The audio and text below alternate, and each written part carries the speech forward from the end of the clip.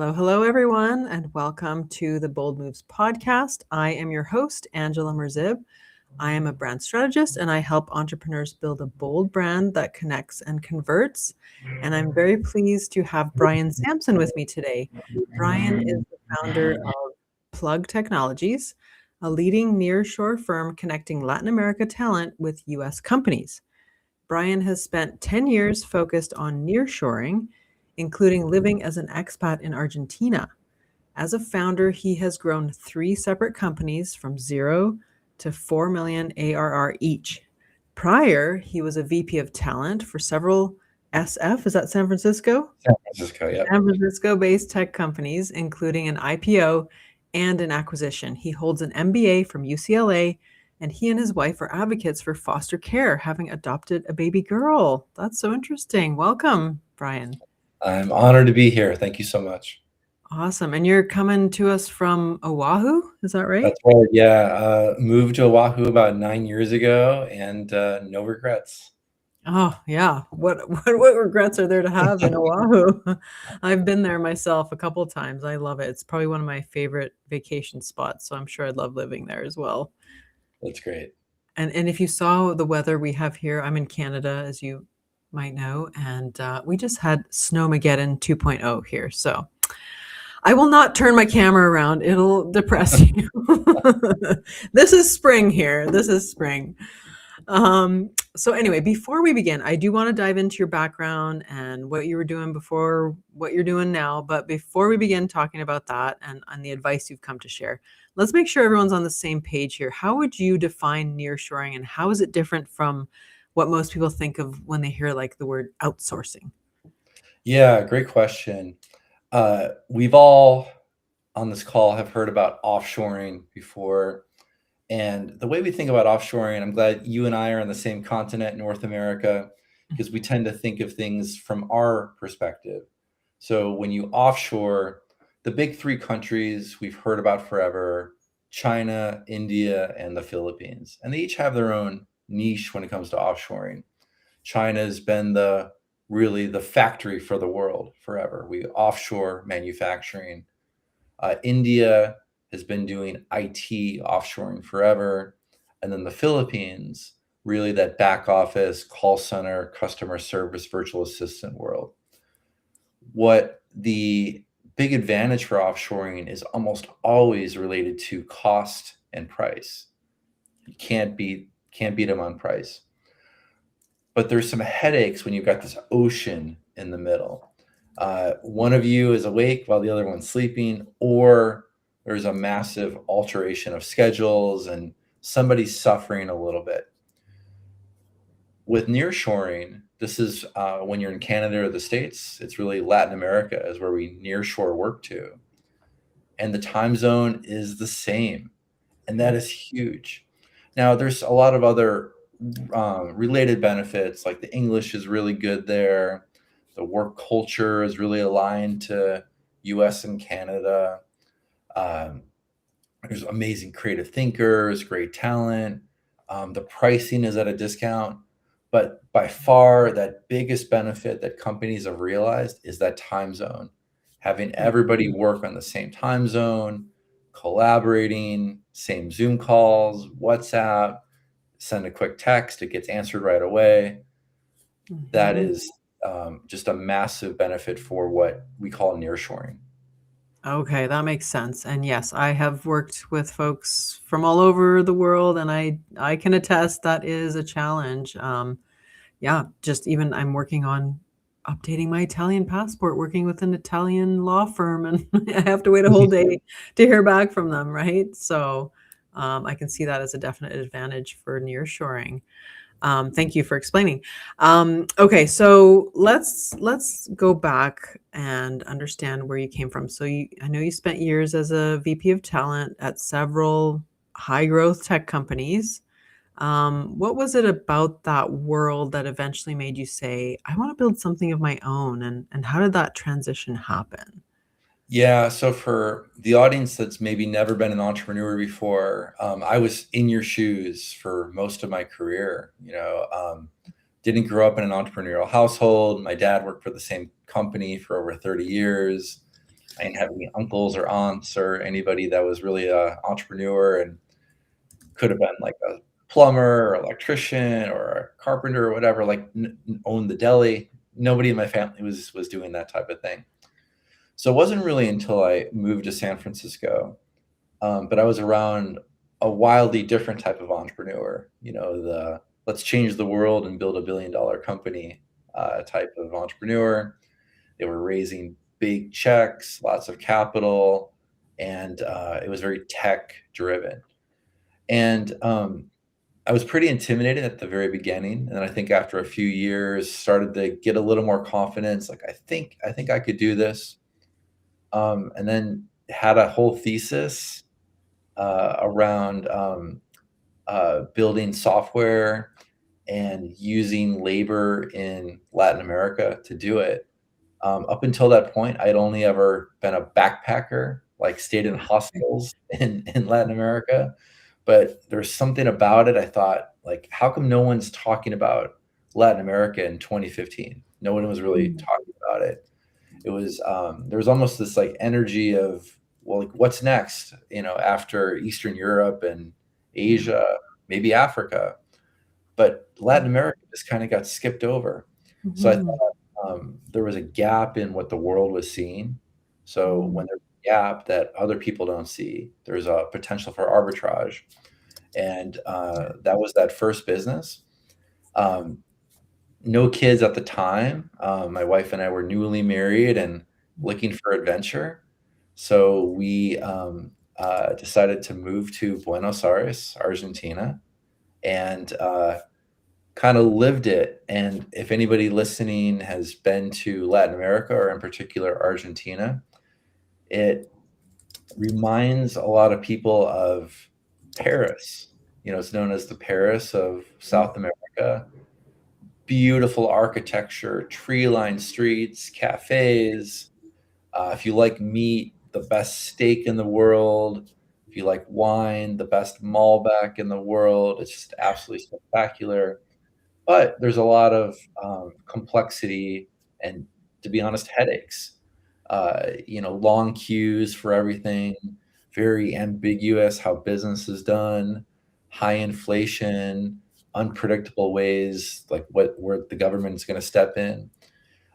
So being there firsthand, I think allowed me to understand it and organize a business around it. mm. Yeah, that makes sense. We were looking at moving to Panama possibly. Yeah, Hasn't happened yet, but it's something, that'd be interesting. And the one thing that someone who lives there told me, she says, as long as you can understand things here do not move like and are not like where you're from. You can't be sitting around, stomping your feet going, why aren't you, moving faster? Why isn't this happening? You've got to be able to make that switch, right? That absolutely. sounds like what you were saying there. Yeah, Yeah, yeah.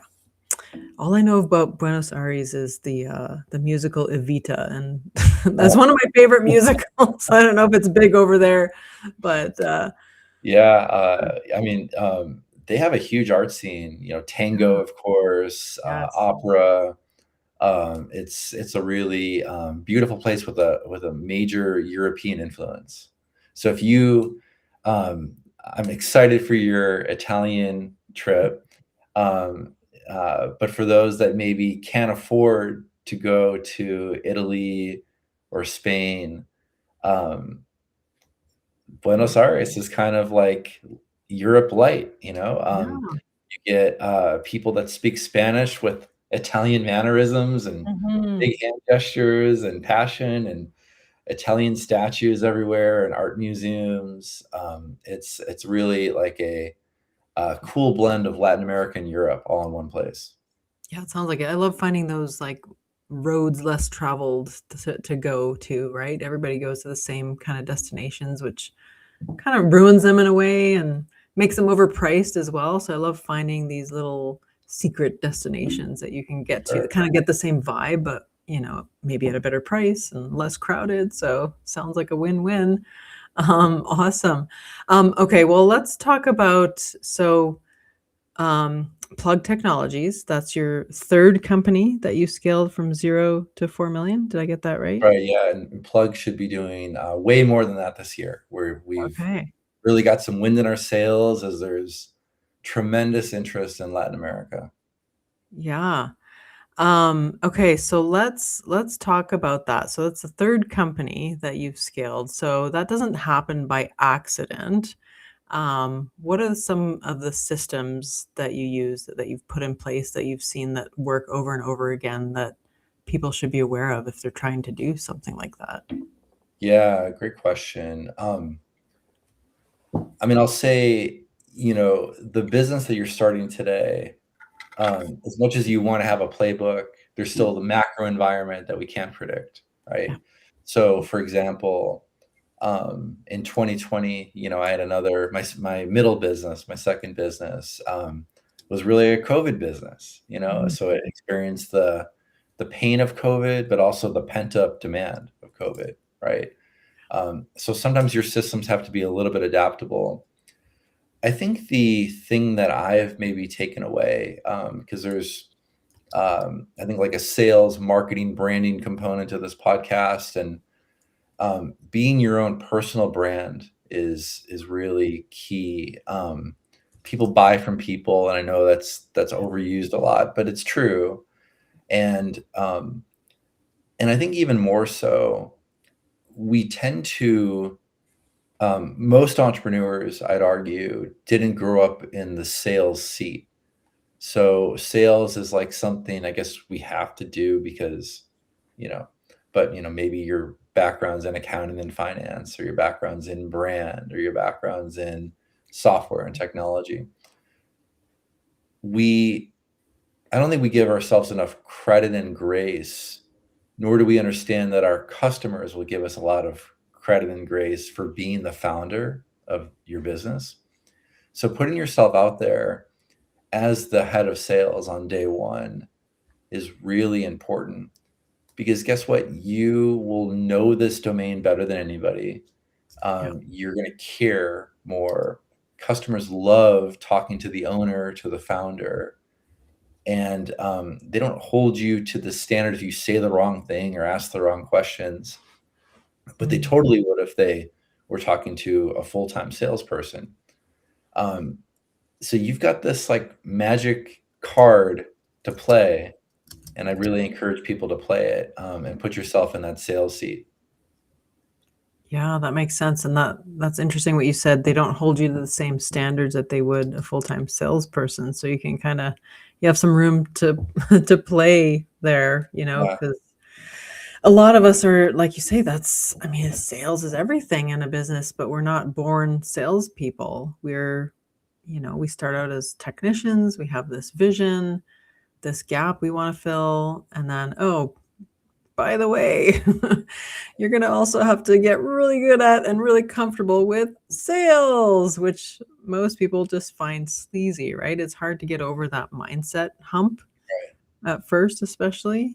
And I don't know if you would agree with this, but I think probably sales is the last thing you want to hire someone else to do for you. Would you agree with that? yeah, I think it's often the first, but it should be the last. Yeah, Yeah, exactly, yeah, exactly. You can yeah, always a find lot of someone to do the thing, right? yeah, Do the work, but you being that face of that business, yeah, you control how you're represented out in the world, and that's huge. That's reputation management. oh, 100%, yeah, very well said.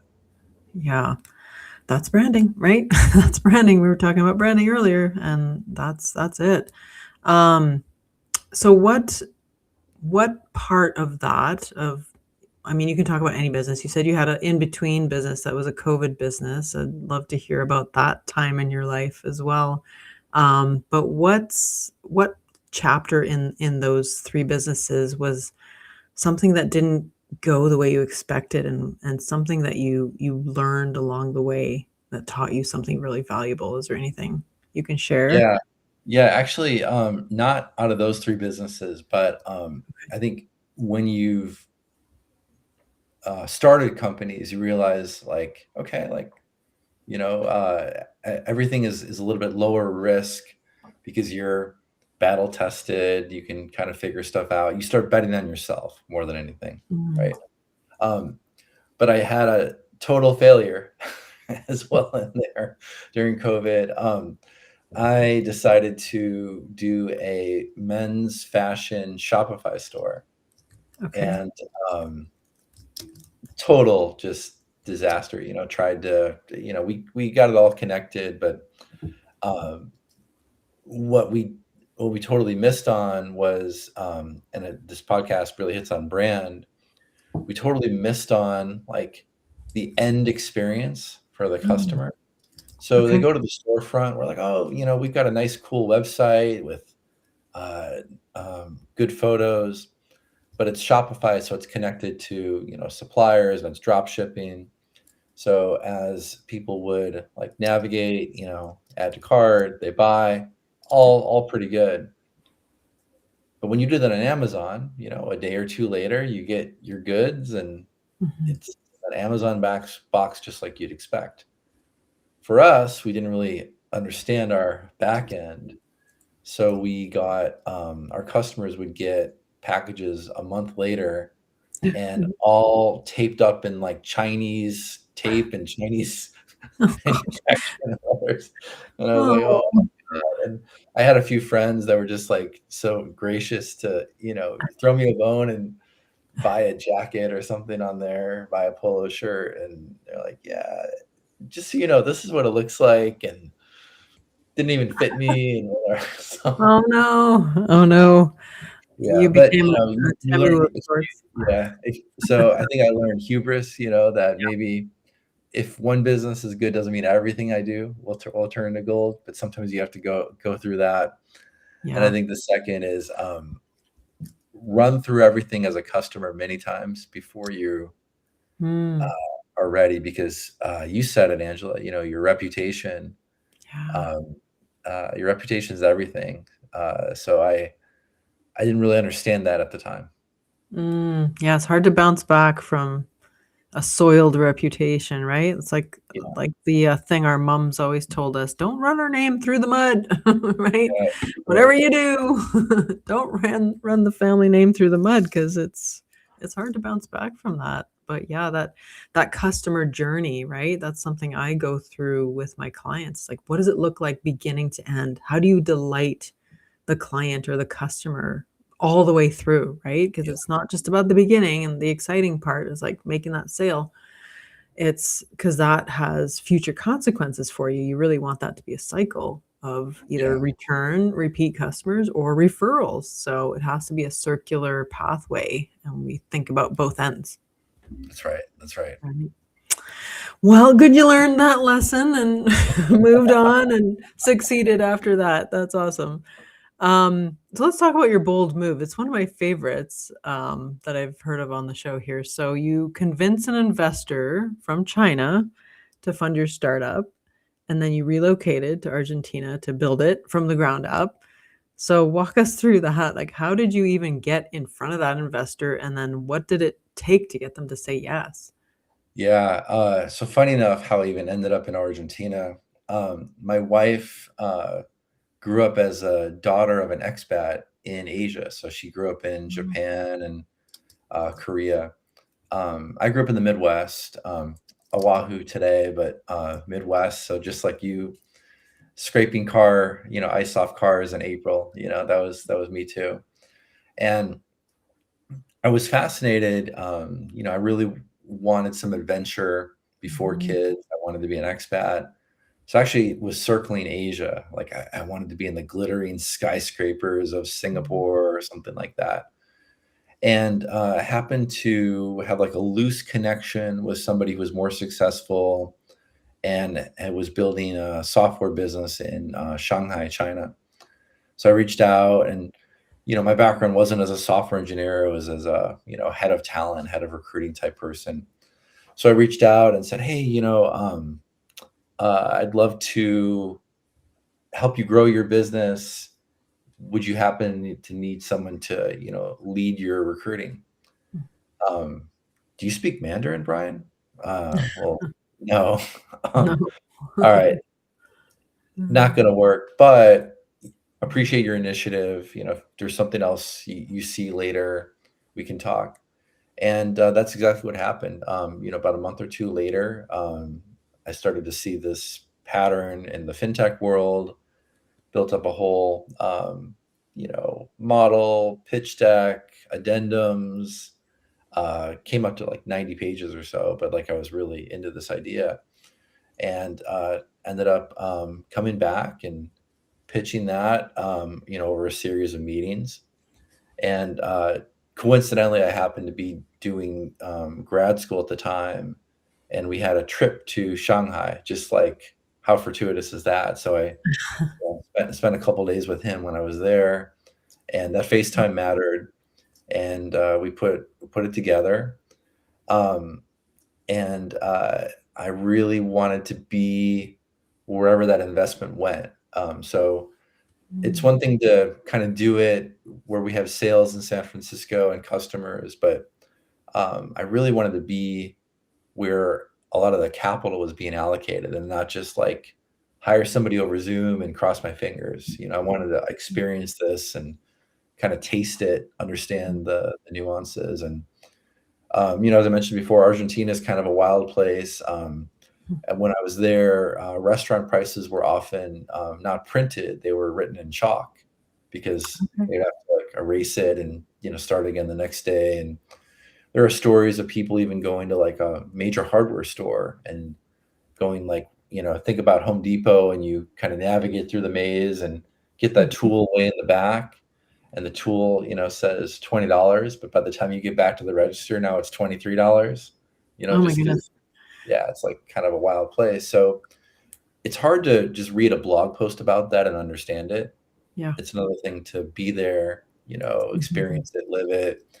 But also, the cool stuff like the European style where instead of going to the big grocery store, we would go to the little bread shop and then go to the meat shop and then one place just has salami, because salami there and it's really cool. But got a little co-working spot in a trendy area of Buenos Aires. So instead of downtown with the skyscrapers, we found like a little neighborhood where a lot of the young professionals were, uh, and hired my first two people. And then from there, we got some customers, started to grow, and ended up about 85 engineers. Wow. And um, uh, it wasn't just a linear growth though. A lot of volatility, as you'd expect, and good months and bad months, and lessons and bad hires, good hires, good customers, frustrating ones. But that's how you learn. That's how you get your reps in, and the investment at the beginning helped because it gave us a little bit of room to make some mistakes. Yeah. So you presented your idea. So you hadn't started on it yet when you got the investor on board, or had you That's right. started? So yeah, as soon as we got that first deposit, or first tranche, I should say, that really kick-started the whole business. Wow. Amazing. I don't know what that's like. I've never pitched to an investor, but I can sense it. It's probably like one of those Yeah. heart-stopping kind of moments, right? Yeah, it was fun. It was fun too, just the experience that I had, pre-kids with the Yeah. travel, the adventure, and um, but like a total 180 from a place like Singapore, which is like glitzy skyscrapers and clean and organized and efficient. And Argentina is, for better or worse, like a very complex, Mm. volatile, but incredibly fun place. Well, I'm a believer in things work out the way they're meant to work out. Yeah. So that was meant to be. So it gave you a glimpse into, what you're doing now, the tying in the Latin America with US companies. So it was meant to be. Yeah. Okay, well, let's get into the part where, you share your expertise with the audience, some takeaways they can, implement or think about. So let's see. What did I want to ask you about? I'm getting lost here. This is the part of the live show that you hope doesn't happen. So we talked about time zone as being a reason why you'd want to do the nearshoring thing. What other things do you think most entrepreneurs fundamentally misunderstand about building with Latin American talent, and then on the other side, what does it look like when it's done right? Yeah, love this question because I think there's this element of what draws entrepreneurs and small businesses to Latin America, and then why they stay, because I think these are two different questions. So why companies are interested in Latin America on the outset is, okay, finally we can all sleep at the same time. We all work, when the sun's up. And okay, it's like not as cheap as Asia, but it's also not as expensive as the US or Canada. So okay, it seems to make sense. But why people stay? Now, everything I just shared before hinted on the volatility, and the headlines even make it worse. We might hear the US came in and captured the president of Venezuela. Mm-hmm. Mexico is having a cartel war, and Yeah. what the heck is going on with inflation in these places, in Argentina? So we read the headlines, or we see like the CNN headline and just kind of write it off like, this is just a crazy place. Like, if I do go to Mexico, I'm going to stay at the resort in Cancun and not leave, right? And that's okay.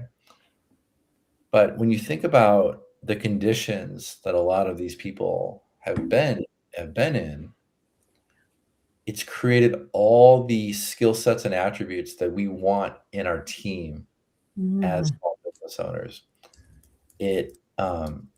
These environments allow people to be scrappy, flexible. They can turn chaos into calm. They're finding workarounds to everything. They're not fazed by when stuff gets hard. They're really, really good problem solvers. I can't think of a single small business owner that wouldn't want those attributes in their team. And to make it even better, they're loyal, they're dedicated, they're committed, they stick around, which I don't know about you, but sometimes that doesn't always happen, in these more developed places like the US and Canada, and people are constantly looking for new opportunities. So that's really, I think, why I've stayed, and why a lot of our customers are like, oh my gosh, like this is so much better than I ever could have imagined. They went there for like collaboration and maybe a better adjustment on the balance sheet, but they're staying because the work product is really, really great. And in this day and age of, you can't really predict year over year what's going to happen. So you need people that can roll with it and, adapt. And that's what the Latin America labor force is really good at. I hadn't thought about all that. But that you raise some interesting points that, they just have that grit. And that's what entrepreneurs need, right? You can't really teach someone that. Like, you can't take a weekend course in grit and, and scrappiness 101. So yeah, interesting you say that. And about the headlines, I'm glad you brought that up, because I don't know if we really get the whole truth. Like, okay, maybe the Venezuela thing, but like sometimes it's over sensationalized. And when you're there, it's like, I've talked to people that are there, like the Mexico thing. I had a friend who was there for that, and I was like, oh my God, are you okay? Right? Is everything? She's like, yeah, I'm fine. I'm like right in cartel land, so I'm the most safe I could be. I thought, oh, I never thought about it that way, because like, right there, yeah. So I don't know, everything was fine seemingly. So sometimes, we make these decisions, but we're not there, right? We're That's not right. Yeah. experiencing the thing. So we get all like our mind just works overtime on what Yeah, we're that's hearing. true, and it's not like the US doesn't have its issues either. Yeah, yeah, exactly. There's some crazy things going on there too. So, Yeah. you know. Um, okay, so we talked about that. There was a second part to that. So we talked about why you'd want to hire and work with Latin American talent. Um, what kinds of things do we have to consider? Because obviously there's like cultural Yeah. differences, customs and things like this. What do we have to Yeah. consider we want to be considerate of like who we're working with, right? And what Yeah, they're yeah, gonna I think yeah, yeah. excellent question. I think there's 3 things to drill there. Probably the most complicated is hardware. Mm, So there are certain countries that are easier to get hardware to than others. With okay. Mexico, uh, they've got really good Amazon penetration. Yeah. So you can order a laptop and it goes door to door, just like here, right? Just like here in the States.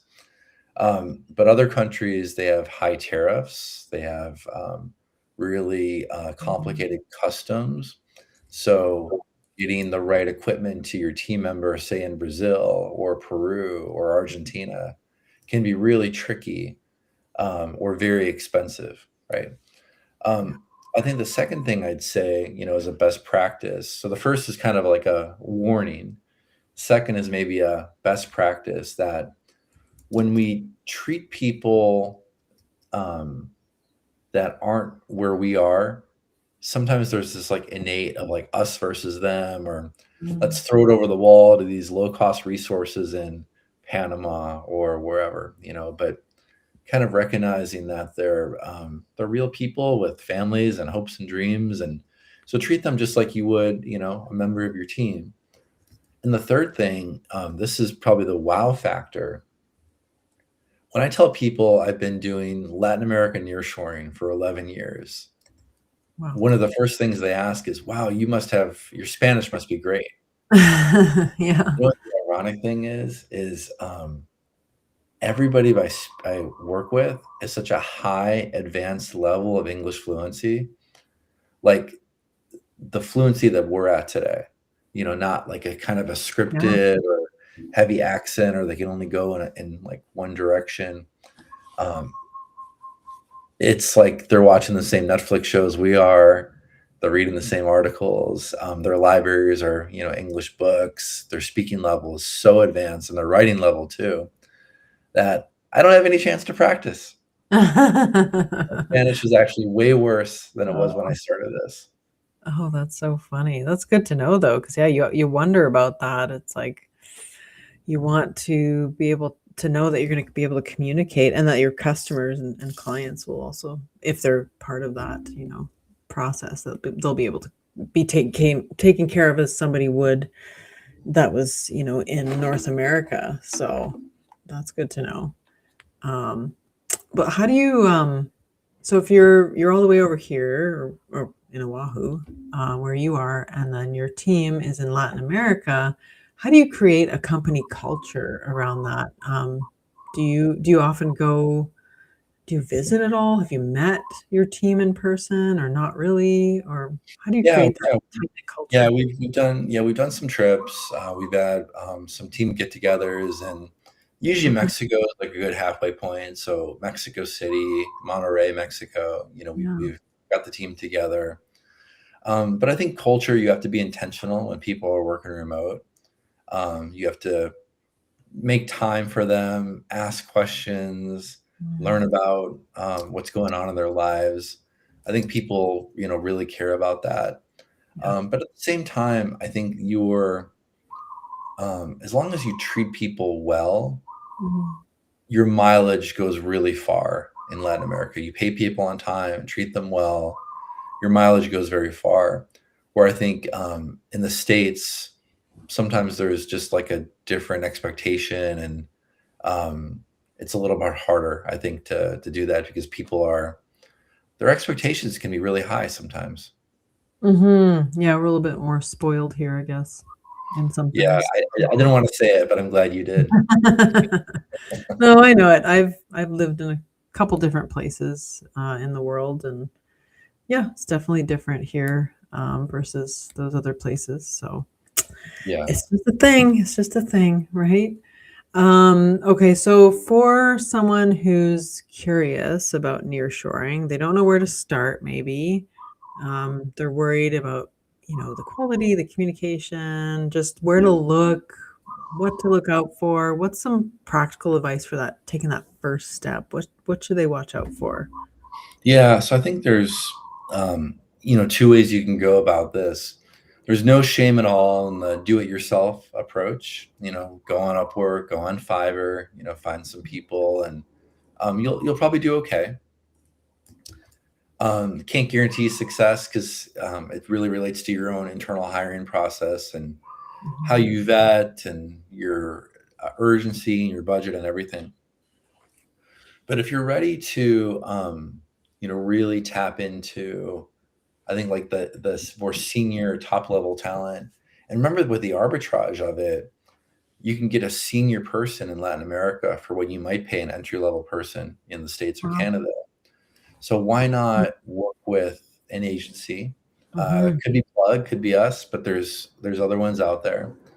And for us, where we really pride ourselves on is this lived experience. So for me, it was Argentina. For my business partner Ruben, who is the president of Plugg, he was an expat in Monterrey, Mexico. So we have this like lived experience. Mm. We know what it's like to kind of be an outsider connecting to the insiders, and we can give advice on budget constraints, talent pockets, getting hardware in and out, currency volatility, all that stuff, and then almost like spit out some recommendations on, hey, based on what you're looking for, Cochabamba, Bolivia might be the place, right? Mm. And it might have, never even been on the radar, but that's where we Yeah. can offer advice. Yeah, that's true. So, you've got that practical experience and that lens that someone just starting out doesn't have. So, working with somebody like you who's been there, obviously is a fit. And I didn't realize that there was that much disparity in the like the salary ranges for hiring like a top level person Yeah, it's here really versus wild. there. That's really cool. Um, Oh, what was I gonna say? Your bird I hear a bird there, and it's, like, Oh, mesmerizing me. I'm like, "Ah, I bird." realize it was so, I'm I looking out know my it's so window, loud. seeing It's snow, so and the funny. bird sound is, Yeah, like, doesn't match up, but that's so I funny. think I'm just wanting to be on the beach right now, but I can't, do it. Would you say, like so if you're working with an agency, do you ever recommend or sorry, if someone is working with you as an agency, do you ever recommend that they actually go, like, boots on the ground and go to where you're, suggesting that they hire from and get a feel for the place or the people or anything like that? Or is it just okay to just hire kind of sight unseen? Yeah, good question. I think sight unseen is perfectly normal in today's Okay, age. If you're going to build a team or put an office in, I'd recommend the trip though. okay. Do you think, like, there's a certain number of team members that makes sense for, or Yeah, just I'd probably look at like maybe 5 or more, yeah, maybe justifies like, okay, I'm gonna just make sure I'm yeah, connecting in the right place and looking in the right country and so forth. Because yeah, there's more to it, with maybe mhm. you want to get an office, maybe there's, different entity structures, things like that. Yeah, and then you can get a sense for, like you were saying before, about, like, the mailing situation and the customs and Yeah, stuff like that that you might have to keep in mind, for sure. your business, right? So what about hiring though? Like what would you say? Because you've seen this from some different angles. What would you say is the most important thing about hiring that every entrepreneur should understand or should know? Yeah, so for better or worse, what almost every business owner does, and it's not the worst advice in the world, but the first 10 to 20 hires are almost entirely people in your network or like Okay. friend of a friend, right? Mm. And that's good, but your first 10 to 20 hires, if you find any success, like this is it. This is your culture for better or worse, like this is the viewpoint, the perspectives people are kind of bringing to your company. Mm. And when you tend to hire a recruiter is when you're after 20 people and you've run out of people in your network, right? So now Right. you need a recruiter to make introductions. But I'd encourage companies to look at recruiters, maybe even in like that 5 to 10 hiring range, when you're hiring your fifth, sixth, seventh person, and certainly, in the teens, because you might get access to somebody that you wouldn't normally have been recommended to, and they could really build your company even better than you ever would have thought. Yeah, yeah, exactly. Because you don't have the reach that they would have, so That's don't right. know Yeah, what you're missing out on until you that's right. do. You're kind of cutting off your total addressable market a little bit too early. Yeah, yeah, for sure. And it's true, we often hire from within, from people we know, but that also, like when we were talking about company culture before, doesn't always mean they might have the skills, but that doesn't always mean they have the cultural fit. So I think that's one Mhm. important key factor when we're hiring is to look for like, what are these person's values? Do they align with the companies? Do they align with mine? Are they going to keep that culture alive, or are they going to be sort of, the rotten apple in the culture? You don't want that either, right? Totally. Yeah, That's right. yeah. So, well, the name of this podcast is Bold Moves. You've made some bold moves. We've talked about some of them today. So for anyone listening now who's sort of standing on the precipice of their own bold move, maybe it's hiring, outside of their own country, a new market, or relocating like you did. What's one thing you'd want to teach them today from your own experience of doing that scary thing? Whatever. Oh, yeah. I mean, I think we only get this one life, and True. don't be afraid to take some risks because the worst thing that could happen probably isn't that bad. Right? I did a post on this the other day. I was like, we imagine the worst case scenario, but it's okay to imagine the best case scenario too, Yeah, right? absolutely. And that's how we create our world. I didn't understand this years ago, but now I do. The intention and the mindset and the ruminating about things, those are very real to our brain, and our brain doesn't know the reality or the difference between reality and like a thought that we have that's not true. So Yeah, 100%. awesome. Well, I want to ask you, where can people find you online and connect with you? You have a website, I think, or a couple websites. Yeah, yeah. Thank you for that chance. Yeah. Anybody who wants to just learn about Latin America, nearshoring, what it is, what it could do for your business, that's going to be plugg.tech. And you might see the sign in the background, the Nearshore Cafe podcast. We have 88 podcasts published now, and Wow. it's all about the stories and people that are doing business in Latin America.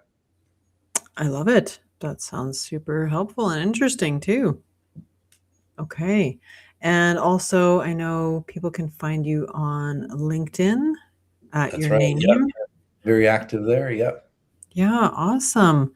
Well, thank you, Brian. This has been an interesting conversation. Super My fun. pleasure. Thank you. Thanks for coming on, and we'll catch everybody next time. Bye.